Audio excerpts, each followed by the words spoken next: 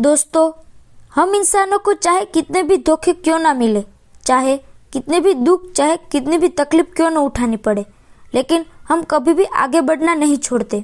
हम हर रोज नए लोगों से मिलते हैं, नए रिश्ते बनाते हैं। ये बात पता होते हुए भी पिछली बार हमारे रिश्तों का क्या अंजाम हुआ था, किस तरह से हमें धोखे मिले थे, लेकिन उसके बावजूद भी हम कभी भी बिल्कुल ना मिलना और रिश्ते बनाना कभी नहीं छोड़ते। तो सवाल यहाँ पर ये उठता है कि क्या हम गलत है? क्या हमारे मन को ये बात समझ नहीं आती कि अकेले रहना क्या होता है, धोखा खाना क्या होता है? तो फिर हम भला अकेले रहना कैसे सीखे? यदि हम आज के युग की बात करें तो विज्ञान काफी आगे निकल चुका है। विज्ञान की मदद से आज हमारे पास वह सारी सुख सुविधाएं हैं जिससे हमारा काम चुटकियों में हो जाता है। लेकिन दूसरी तरफ वास्तविकता को देखने का प्रयास करें तो इसी विज्ञान की मदद से हमारे पास मनोरंजन के भी हजारों तरीके हैं, जिस कारण हम खुद के साथ ही वक्त बिताना भूल चुके हैं। जब भी हमें खाली वक्त मिलता है तो अपने मोबाइल फोन का इस्तेमाल करते हैं, या तो उससे बात करने में लगे रहते हैं, या तो फिर कुछ ऐसी चीजें देखने में लगे रहते हैं जिससे हमें कोई ज्ञान नहीं प्राप्त होने वाला, जिससे हमारा समय भी पूरी तरह से नष्ट होता चला जाता है। लेकिन हमें इसका तनिक भी आभास नहीं है और समय बीतते बीतते ये तो भूल चुके हैं कि अकेले रहना क्या होता है, अपने साथ समय बिताना क्या होता है, अपने अपनों के साथ समय बिताना किसे कहते हैं। तो अब यहाँ पर सवाल ये उठता है कि क्यों आखिर हम अपने साथ अपने अकेलेपन का, अपने एकांत का आनंद कैसे उठाए, अपने साथ हम अकेले कैसे बने रहे, और यदि हम एकांत रहते हैं तो उसके क्या क्या फायदे होंगे। इन सभी सवालों के जवाब आज की इस कहानी में हम जानने वाले हैं। तो इस कहानी को अंत तक जरूर देखिएगा, तभी आप समझ पाएंगे कि अकेले रहना क्या होता है, अकेले रहने के क्या क्या परिणाम होते हैं और इससे हमें क्या लाभ होता है। बहुत समय पहले की बात है, किसी नगरी में एक बहुत ही धन्यवान सेठ रहा करता था। वह बहुत धन्यवान था और बड़ा ही संवेदनशील भी था। उसके पास इतना धन था कि 7 पुश्ते बैठकर यदि इस धन को खत्म करने का प्रयास भी करे तो वह धन समाप्त नहीं होता। उस व्यक्ति के पास वो सारी सुख सुविधाएं थी, लेकिन वह बड़ा ही करुणावान, दयावान था। वो कभी किसी व्यक्ति को छोटा नहीं समझता था, ना ही वो कभी किसी व्यक्ति की मदद करने से पीछे हटता था। जब भी कोई व्यक्ति उससे मदद मांगता तो कभी भी ना नहीं कहता। उस सेठ से जो भी मदद हो पाती वो उसे अवश्य करता। यह बात धीरे धीरे पूरे गांव में फैल गई और सब अब उस सेठ का फायदा उठाने का प्रयास करने लगे। लोग उस सेठ के पास जानबूझकर अपने दुखी होने का दिखावा करते और नाटक किया करते ताकि बस उन्हें कुछ धन दे। वो सेठ इतना दयालु था कि वो लोगों की बातों पर यकीन कर लिया करता और उनकी कुछ ना कुछ मदद वो अवश्य किया करता। और उस सेठ को हमेशा बस यही लगता था कि वह उन जरूरतमंदों की मदद कर रहा है, उन्हें उसकी मदद की आवश्यकता है। इस कारण उसका मन बहुत शांत रहता और वह मन ही मन बड़ा प्रसन्न भी रहा करता। धीरे धीरे ऐसे ही कई दिन बीत गए। उस धनी सेठ का एक मित्र था। उसे जब ये बात पता चली कि लोग उसके मित्र का फायदा उठा रहे, उससे झूठ बोलकर धन ऐंठ रहे, तो वो अपने मित्र के पास गए और उसने उस धनी सेठ को सारी बातें, वो सारी असलियत बता दी। ये कैसे लोग उसका फायदा उठा रहे हैं, कैसे लोग उसका मजाक बना रहे हैं। जब उस धनी सेठ ने अपने मित्र के मुख से ये सारी बातें सुनी तो उसे यकीन नहीं हुआ। उसने सोचा कि क्यों ना मैं ही इसकी जांच पड़ताल करूं, और उसने जब जांच पड़ताल की तो उसे भी यही पता चला कि लोग उसका फायदा उठा रहे हैं, उसका मजाक बना रहे हैं। और जब ये बात और उस धनी सेठ को पता चली तो उसके दिल को गहरा धक्का लगा, उसे बहुत ठेस पहुंची। लेकिन इतने समय में अब उस धनी सेठ के कई मित्र बन चुके थे। उनमें से कई मित्र सच्चे थे तो कई झूठे थे, लेकिन उनमें से कौन से मित्र सही थे और कौन से गलत, यह उस धनी सेठ के लिए जान पाना बहुत मुश्किल सा हो गया था, क्योंकि वह अक्सर भीड़ भाड़ से घिरा रहता था। चारों तरफ उसके सच्चे और झूठे मित्र उसे घेरे रहते थे। लेकिन जब उसे इस धोखाधड़ी का पता चला तो उसने अब से तय किया कि वो अब से अकेला रहेगा, एकांत रहेगा, न वो किसी से ज्यादा मित्रता रखेगा और ना ही किसी को अपना ज्यादा समय देगा। धीरे धीरे जो भी लोग अब उसके पास मदद मांगने आया करते उन्हें हवेली के बाहर से ही लौटा दिया जाता, ये कहकर क्योंकि वह सेठ आपसे मिलना नहीं चाहते। धीरे धीरे ऐसे ही समय बीतता गया। और जो भी उस हवेली पर उस धनी सेठ के पास मदद मांगने जाता उसे खाली हाथ ही लौटना पड़ता। समय बीतने के साथ साथ अब धनी सेठ को भी अपने मित्रों की याद सताने लगी थी, जिनके साथ वो बैठकर मौज मस्ती किया करता, गप्पे मारा करता। अब वो सेवा मित्र याद आने लगे थे। उसकी याद उन्हें सताने लगी थी, लेकिन तभी अचानक उसे यह भी याद आया क्योंकि किस तरह से उसके मित्रों ने उसका फायदा उठाया, किस तरह से उसे बेवकूफ बनाया और तो और झूठा दिखावा करके इतना सारा धन उससे हेठा गया। ये सोचकर वह अपने किसी भी दोस्त से मिलना नहीं चाहता था, नहीं किसी संगत में रहना चाहता था। वो तो बस अकेला रहना चाहता था, जिस कारण उसने सत्संग जाना शुरू कर दिया था ताकि उसका मन लग सके, अच्छा महसूस कर सके। उस सत्संग में उसे कई सारे ज्ञान की बातें भी सीखने को मिलती, कई सारे ऐसे उपदेश जिससे उसका पूरा जीवन बदल जाए और दूसरे के विचार भी उसे सुनने को मिल जाते। उस सेठ को वहाँ पर जाकर बहुत अच्छा लगने लगा, तो एक बार फिर से वही खुशी और आनंद महसूस कर रहा था, जिस कारण वह रोज उस सत्संग में जाने लगा और ज्ञान के उपदेश सुनने लगा, उन्हें अपने जीवन में उतारने लगा। यूँ तो कहने को वह बहुत ही धनी था, लेकिन उसके बावजूद उसके मन में कोई भी आनंद की झलक नहीं थी। सत्संग में जब भी ज्ञान की बातें होती वह बड़े ध्यान से सुनता। इतना ज्ञान होने के बावजूद भी वह अंतर मन से एकदम अलग था, जिस कारण उसके पूरे जीवन में आनंद की एक झलक तक नहीं थी। वह जिस सत्संग में जाया करता वहाँ पे अक्सर ध्यान पर चर्चा की जाती, लेकिन वह धनी सेठ अभी तक ध्यान के बारे में कुछ नहीं जानता था। यहाँ तक कि उसे यह तक भी नहीं पता था कि आखिर ये क्या है। जिस प्रकार यदि आप हाथों में कोई फल रख दे, जब तक आप उस फल को खाएंगे नहीं, उसे चखेंगे नहीं, जब तक आपको ये पता नहीं चलेगा कि आखिर इस फल का स्वाद कैसा है, ये खाने में कैसा लगता है। ठीक उसी प्रकार उस धनी सेठ पर भी यही बात लागू होती थी। वैसे तो काफी धनी थे और उन्होंने अपने जीवन में बहुत कुछ हासिल भी किया था, वह काफी ज्ञानी भी थे, लेकिन उन्होंने अभी तक ध्यान का रस नहीं चखा था। एकांत रहना किसे कहते हैं, अकेलापन क्या होता है, इन सब के बारे में उन्हें कुछ भी नहीं पता था। एक दिन धनी सेठ उस सत्संग में गया हुआ था। वहाँ पर एक बौद्ध भिक्षु आए। बौद्ध भिक्षु बड़े ही ज्ञानी थे, उनकी ख्याति चारों ओर फैली हुई थी। उनके ज्ञान के बारे में प्रदेशों में चर्चाएं हुआ करती थी। उसकी इज्जत बढ़ जाएगी और लोग उसे अत्यधिक ज्ञानी समझने लगेंगे। ये सब सोचकर धनी सेठ अति प्रसन्न हो रहा था। तब वहां से बौद्ध भिक्षु शांत भाव से उसके पास से गुजरते हुए अपने आसन पर जाकर बैठ गए। सत्संग में तर्क वितर्क शुरू हुआ, लेकिन उस सेठ ने पहले से ही सोच रखा था कि वह किसी के भी उत्तरों को सही साबित नहीं होने देगा, जिस कारण वो सभी के उत्तरों को काटकर अपना उत्तर सबसे ऊपर रखता। और वह मन ही मन ये भी सोच रहा था कि जैसे कि ये बौद्ध भिक्षु तर्क वितर्क में हिस्सा लेंगे, मैं इन्हें ऐसा घुमाऊंगा कि कुछ भी नहीं कर सकेंगे। लेकिन दूसरी तरफ बौद्ध भिक्षु बड़े ही शांतिपूर्वक ये सब देख रहे थे, सुन रहे थे और मुस्कुरा रहे थे। धीरे धीरे सत्संग खत्म हुआ, तर्क वितर्क भी खत्म हो गया।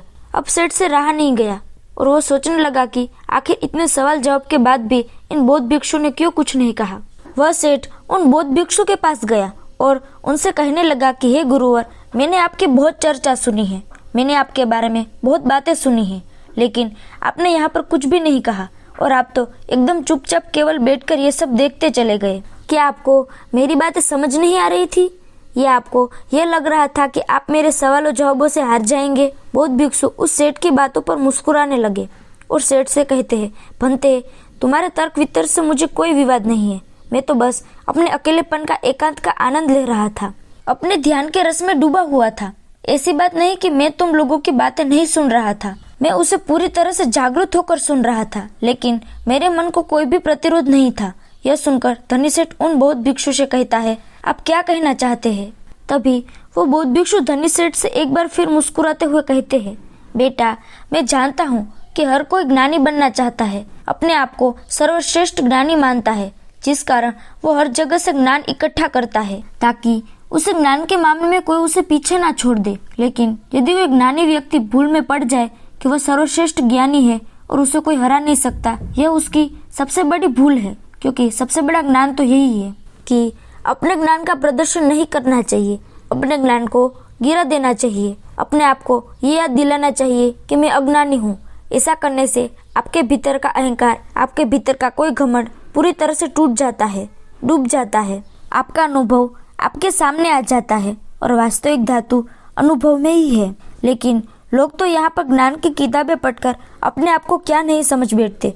वे सोचते हैं उसने जो ज्ञान उन्होंने अर्जित किया है वह तो किताबों का ही है। किताबी ज्ञान को ही असल सत्य मान बैठते हैं और यही कारण है कि ऐसे लोग कभी भी एकांत का वो आनंद नहीं उठा पाते, क्योंकि वो बेवकूफ़ों की तरह हमेशा अपने ज्ञान का प्रदर्शन करने में लगे रहते हैं। मुख से ये सारी बातें सुनकर उस धनी सेठ के दिल पर चोट सी लग गई। उसे बहुत धक्का सा महसूस हुआ। उस धनी सेठ ने उन बौद्ध भिक्षु से कहा, आपके कहने का अर्थ क्या है? जब कोई व्यक्ति ज्ञान अर्जित कर लेता है तो उसके बाद उसे कौन सा रास्ता अपनाना चाहिए?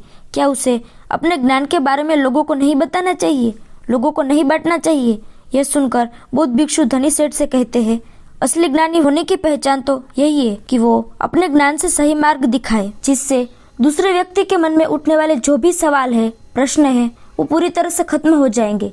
जब तुम किसी असली ज्ञानी व्यक्ति से मिलोगे तो तुम्हें यही देखने को मिलेगा कि वह कभी भी अपने ज्ञान का प्रदर्शन नहीं करते, बल्कि उनका एकांत ही, उनकी चुप्पी ही तुम्हारे सभी सवालों का जवाब तुम्हें दे देगी। जरा एक बार के लिए ये सोचो कि तुमने इतना ज्ञान अर्जित किया, तुमने इतने ज्ञान की बातें की, लेकिन इस ज्ञान का क्या फायदा जब तुम खुद ही अपने साथ रहना नहीं जानते, अपने एकांत, अपने अकेलापन का आनंद लेना नहीं जानते। तो भला इतना ज्ञान इकट्ठा करके, इतना ज्ञान अर्जित करके क्या फायदा हुआ? जरा दिमाग लगाओ, सोचो कि क्या तुम अपने आप को अभी तक जान सके हो? उन बौद्ध भिक्षु के मुख से यह सारी बात सुनकर धनी सेठ उनके चरणों में गिर पड़े और उनसे कहने लगा, तो अब मुझे क्या करना चाहिए? कैसे मैं एकांत का लाभ उठा सकता हूँ? मैं कैसे अकेलेपन का आनंद उठा सकता हूँ? उस धनी सेठ के इस प्रश्न का जवाब देते हुए बौद्ध भिक्षु धनी सेठ से कहते हैं, बेटा, मैं तुम्हें एकांत के स्वाद चखने के लिए ऐसे 4 सूत्र बताता हूँ। यदि तुमने इन 4 सूत्रों को अपने जीवन में उतार लिया तो तुम अवश्य एकांत का रस चख सकोगे। तुम अपने अकेलेपन का, अपने एकांत का अनुभव कर सकोगे। और एक बार तुमने अपने अकेलेपन, अपने एकांत का अनुभव कर लिया तो तुम्हारा मन हमेशा प्रसन्न रहेगा, खुश रहेगा। तुम्हें किसी भी चीज़ की, किसी भी मनोरंजन की कोई आवश्यकता नहीं पड़ेगी। तुम्हें किसी ऐसे व्यक्ति की भी कोई आवश्यकता नहीं पड़ेगी जिसके साथ तुमने अपना समय बिताया। आनंद का यह रस परमानंद बन जाएगा और ये हमेशा तुम्हारे साथ ही रहेगा, तुम्हारे भीतर ही रहेगा और ये हमेशा तुम्हारे साथ ही चलता रहेगा। आगे पहला सूत्र बताते हुए बौद्ध भिक्षु कहते हैं कि अपने अंदर अपने आप को जानने की उत्सुकता को बढ़ाओ कि तुम्हें खुद को जानना क्यों जरूरी है। हमने हमेशा एक सवाल जरूर सुना होगा कि खुद को जानना बहुत जरूरी है, लेकिन खुद को जानने के लिए हमें क्या करना चाहिए? तो यह सवाल ही आपका जवाब है। जब आप अपने मन में ये बैठा लेते हैं कि हमें खुद को जानना है, खुद को पहचानना है, तो यही सवाल आपको आपके जवाब तक ले जाता है। आप अपने आप के बारे में जानने के लिए प्रेरित होते हैं। लेकिन वहीं पर यदि आप ये सोचते हैं कि खुद को जानना क्यों जरूरी है, तो आप कभी भी खुद को नहीं जानने का प्रयास करते। तो सबसे पहले ये जानते हैं कि खुद को जानना क्यों जरूरी है, क्योंकि हम अपने आप को जानते ही नहीं। जैसे यदि कोई व्यक्ति आपको कुछ भला बुरा कह रहा है, जिससे आपको क्रोध आ रहा है और आप क्रोध के आवेश में आकर उस व्यक्ति से कुछ अशब्द कह देते हैं, लेकिन बाद में आपको अपने इसी कहन पर पछतावा होता है, दुख होता है, ये सोचने लगते हैं कि मुझे ऐसा नहीं कहना चाहिए था, मुझे उसे कुछ अलग तरह का व्यवहार करना चाहिए था। तो यहाँ पर समझने वाली बात यही है कि क्या आप करना कुछ चाहते हैं और हो कुछ हो जाता है। जैसे कि आप किसी को अशब्द नहीं कहना चाहते थे, लेकिन आप शब्दों तो दूर, आपने तो जमकर चाटा झड़ दिया। हालांकि आप यह करना नहीं चाहते थे, लेकिन आपसे हो जरूर गया है। अब ये करवाने वाला कौन है? ऐसे और कई सवाल आपके मन में उठने लगते होंगे। आपके अंदर इसे जानने के लिए भी एक उत्सुकता जाग उठती होंगी, क्योंकि आपको खुद को जानना क्यों जरूरी है। यदि आप खुद को जानते हैं तो आप कभी भी ऐसा व्यवहार नहीं करेंगे, बल्कि आप उस व्यक्ति के अपशब्द पर खुद को देखेंगे, समझेंगे और इसके बाद ही कोई प्रतिक्रिया आप उस व्यक्ति को देंगे, जिससे बाद में आपको किसी तरह का कोई पछतावा नहीं होगा और आपका मन पूरी तरह से शांत रहेगा। आगे वो बौद्ध भिक्षु धनी सेठ को अगला सूत्र बताते हुए कहते हैं, क्योंकि आजकल के जीवन में हमारा मन अनेकों प्रकार की सुख सुविधाओं से, अनेकों प्रकार के मनोरंजन से घिरा रहता है। तो क्या ये सही है? दोस्तों, आपने देखा होगा कि जब आप अपने मोबाइल फ़ोन का इस्तेमाल करते हैं थोड़े समय के लिए तो ठीक है, लेकिन जब आप इसे लंबे समय तक इस्तेमाल करते हैं, अपना मनोरंजन करते हैं, तो आप अपने ही फ़ोन से ऊब जाते हैं और फिर हमारा मन किसी और चीज़ में भी नहीं लगता। जिस मनोरंजन से हमारा मन खुश होना चाहिए था, हम उसी से ऊब जाते हैं, परेशान हो जाते हैं, चिंतित हो जाते हैं। इस विज्ञान ने हमें बहुत कुछ दिया है, लेकिन वहीं पर दूसरी हम कुछ ऐसे साधन भी दे दिए हैं जिससे हम कभी भी एकांत नहीं रहना चाहते। हम हमेशा मनोरंजन में ही डूबे रहते हैं, लेकिन इससे हमारा एकांत छीन गया है।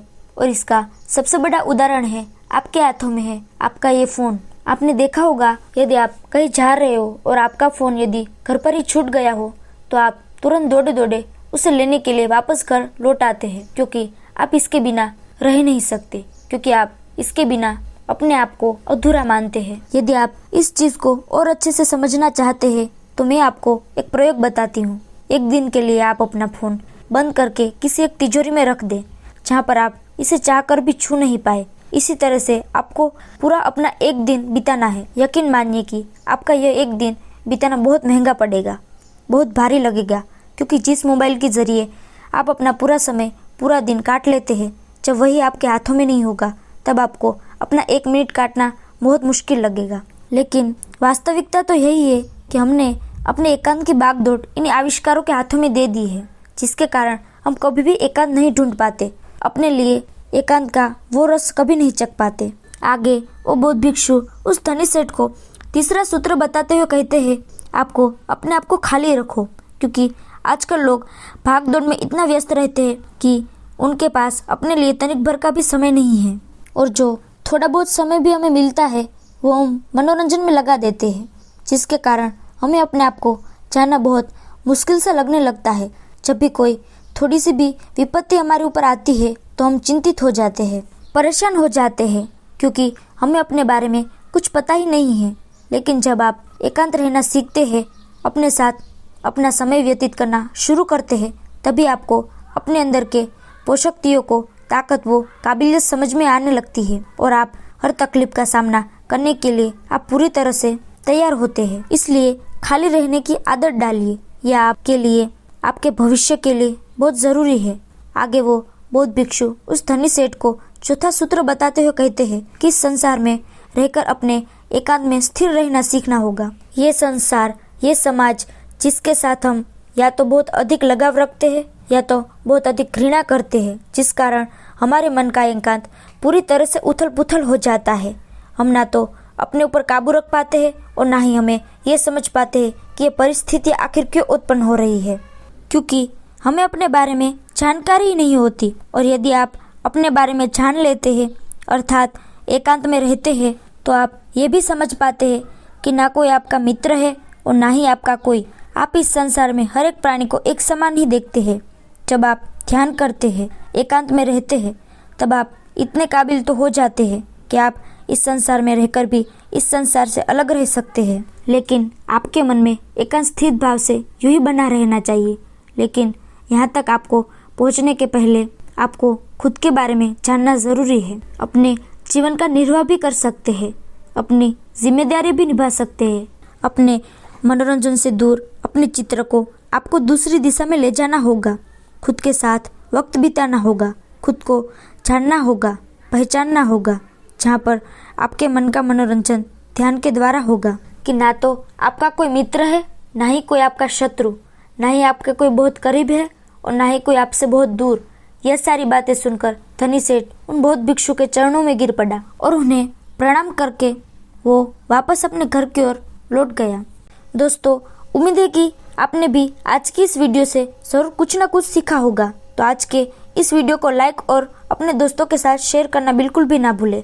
हमें ऐसे ही सपोर्ट करने के लिए चैनल को सब्सक्राइब करें और घंटी को भी ज़रूर दबा दें। चलिए मिलते ऐसे ही और वीडियो में, तब तक के लिए अपना ख्याल रखें। धन्यवाद।